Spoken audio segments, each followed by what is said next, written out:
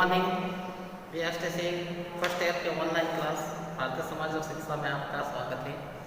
आज हम भारतीय समाज और शिक्षा की क्लास के अंतर्गत पढ़ेंगे। जैसा कि कल हमने आरटी एक्ट के बारे में पढ़ा था, उसकी मुख्य विशेषताओं के बारे में पढ़ा था और उसके लागू करने के बारे में पढ़ा था। तो आज हम आरटी एक्ट की मुख्य धारा और अध्याय के बारे में पढ़ेंगे। तो सर्वप्रथम हम अध्याय 1 के अंतर्गत पढ़ाते हैं। अध्याय 1 और अध्याय 1 के अंतर्गत दो धारा है, धारा 1 और 2, उसके संदर्भ में जानकारी है वो प्राप्त करेंगे। तो इसके अंतर्गत हम अध्याय 1 है, अध्याय 1 जिसका नाम है प्रस्तावना।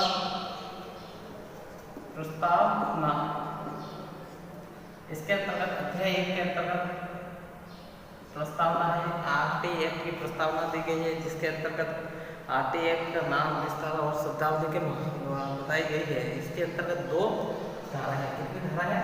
धारा 2 है, 1 व 2। तो हम सर्वप्रथम धारा 1 के बारे में अध्ययन करेंगे। तो धारा 1 के अंतर्गत धारा 1 के अंतर्गत यह बताया गया है कि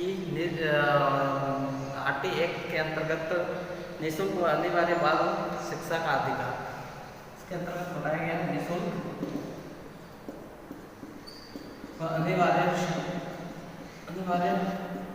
बाल शिक्षा का अधिकार जो धारा 1 के अंतर्गत प्रस्तावित है। तो किसके अंतर्गत प्रस्तावित है? धारा 1 के अंतर्गत प्रस्तावित है। और इसके अंतर्गत ये कानून है, इसके अंतर्गत ये कब लागू किया गया था? संपूर्ण भारत के अंतर्गत 1 अप्रैल 2010 को जम्मू एंड कश्मीर को छोड़कर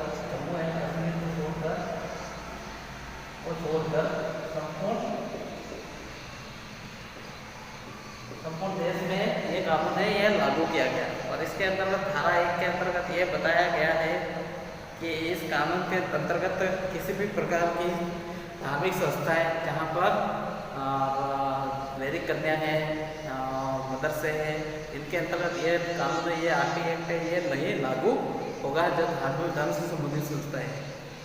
इसके अलावा धारा 2 है। इसी के अलावा धारा 2 के अंतर्गत बताया गया है।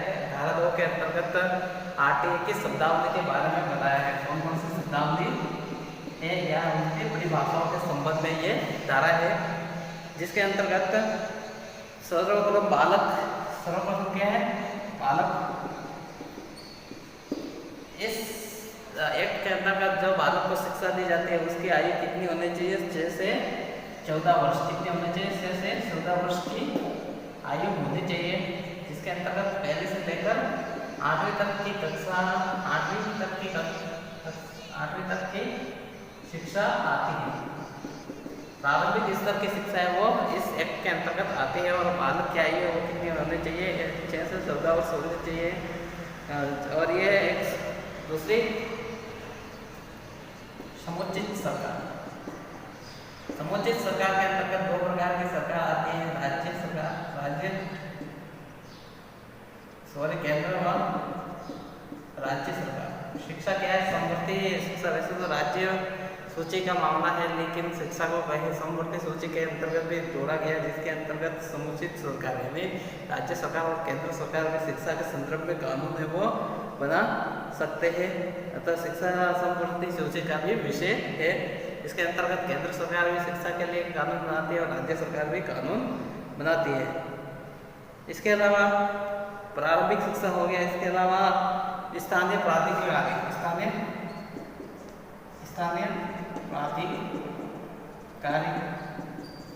जैसे ग्राम पंचायत, नगर पालिका, नगर निगम आदि के जो अधिकारी है वो भी शिक्षा की व्यवस्था के अंतर्गत विभिन्न प्रकार से अपनी महत्वपूर्ण भूमिका है वो निभा सकते हैं ना। इस शिक्षा के अंतर्गत स्थानीय शासन के अंतर्गत भी महत्वपूर्ण भूमिका उनकी भी मानी गई है। इसके अलावा अनुचित असुविधाग्रस्त बालक, इसके अलावा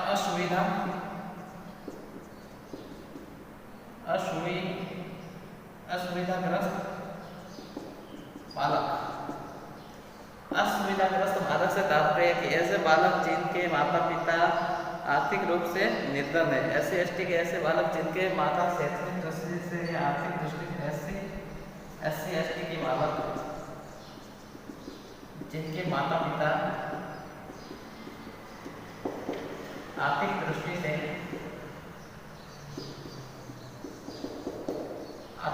से कमजोर है, आर्थिक दृष्टि से कमजोर है, अतः हम कह सकते हैं कि उनकी वार्षिक आय वो कितनी है, 2 लाख रुपए है। ऐसे बालक को भी RT एक्ट के तहत शिक्षा का पूर्ण रूप से अधिकार है। इसके अलावा दुर्बल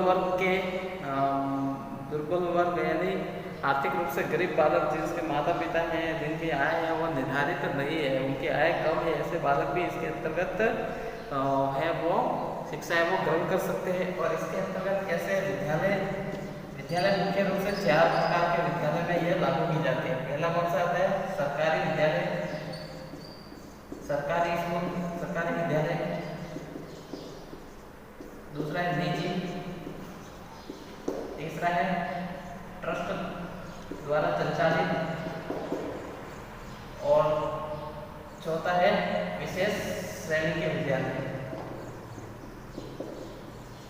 RT एक्ट के अंतर्गत 4 प्रकार के विद्यालय होते हैं, जिसके अंतर्गत पहला है सरकारी स्कूल के अंतर्गत इस एक्ट को लागू किया जा सकता है। इसके अलावा निजी क्षेत्र के विद्यालय जिसका मालिकाना एक ही व्यक्ति के हाथ में होता है, ऐसे व्यक्ति द्वारा संचालित विद्यालय के अंदर भी RT एक्ट कानून है वो लागू है। इसके अलावा ट्रस्ट के द्वारा संचालित विद्यालय भी के अंतर्गत भी RT एक्ट को लागू किया जा सकता है। इसके अलावा विशेष विद्यालय जैसे सैनिक स्कूल है, मॉडल स्कूल है आदि स्कूलों के अंतर्गत भी इस एक्ट को लागू किया जा सकता है। इस प्रकार से RT एक्ट के इस प्रकार से ये धारा 1 और 2 थी। अब हम इसके अंतर्गत अध्याय 2 जिसके अंतर्गत धारा अध्याय 2 है, जिसके अंतर्गत धारा कितनी है? अध्याय 2 इसके अंतर्गत धारा 3 से 5 है, जिसके अंतर्गत धारा 3 के अंतर्गत क्या बताया गया है? ऐसे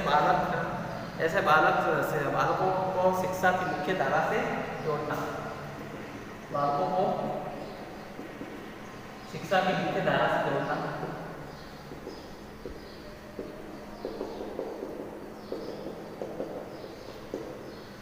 धारा 3 के अंतर्गत ये बताया गया बालक को शिक्षा की मुख्य धारा से जोड़ना आता है। ऐसे बालक जब किसी कारणवश से अपनी शिक्षा को छोड़ देते तो ऐसे बालकों को शिक्षा की मुख्य धारा से जोड़ने के लिए भी इस एक्ट का उपयोग है वो किया जा सकता है। और फिर धारा 4 के अंतर्गत आयु के आधार पर प्रवेश देना। धारा 4 क्या है? आयु के आधार पर प्रवेश, बालकों को आयु के आधार पर प्रवेश देना। धारा 4 के अंतर्गत बालक के आयु के आधार पर प्रवेश देना, जैसा कि कोई बालक है 14 वर्ष का बालक है तो उस बालक को हम पहले के अंदर नहीं पढ़ा सकते, उसको हम उस 14 वर्ष की एक्टिविटी क्लास के अंदर ही बिठाया जा सकता है। ऐसा बालक को उसकी एज के आधार पर, आयु के आधार पर क्या दी जानी चाहिए? शिक्षा दी जानी चाहिए। फिर नेक्स्ट है धारा 5 के अलावा धारा 5 के अंतर्गत जब बालक की शिक्षा पूर्ण हो जाती है तो ऐसी स्थिति में प्राथमिक शिक्षा पूर्ण होने की स्थिति में उन्हें दूसरे विद्यालय में स्थानांतरण का अधिकार है होगा, और स्थानांतरण प्रमाण पत्र देने के लिए अनुशासनात्मक कार्य होगा। TC शिक्षा पूर्ण होने पर TC का पूर्ण अधिकार, शिक्षा पूर्ण होने पर TC का अधिकार। और यदि इस धारा के अंतर्गत एक ऐसे विद्यालय ब्लॉक स्तर पर ऐसे कोर्स की व्यवस्था करना जिसके द्वारा बालक को शिक्षा की मुख्य धारा से जोड़ा जाए, इसकी शिक्षा पूर्ण नहीं होती, 6 महीने का ब्रिज कोर्स होता है वो भी करवाया जाए। इस प्रकार से ये RT की धारा, RT के 2 चैप्टर थे, जिसके अंतर्गत पहला था प्रस्तावना और दूसरा बालक की शिक्षा से संबंधित था, जिसके अंतर्गत उनको आयु के आधार पर शिक्षा दी जाए, फिर शिक्षा पूर्ण होने पर उसे टीसी का पूर्ण रूप से अधिकार प्राप्त होना। इस प्रकार से आरटी एक्ट की ये लगभग 5 धारा हमने पढ़ ली। इसके आगे हम और नेक्स्ट वीडियो के अंदर पढ़ेंगे। अतः आज की क्लास में इतना ही। आपका बहुत बहुत धन्यवाद।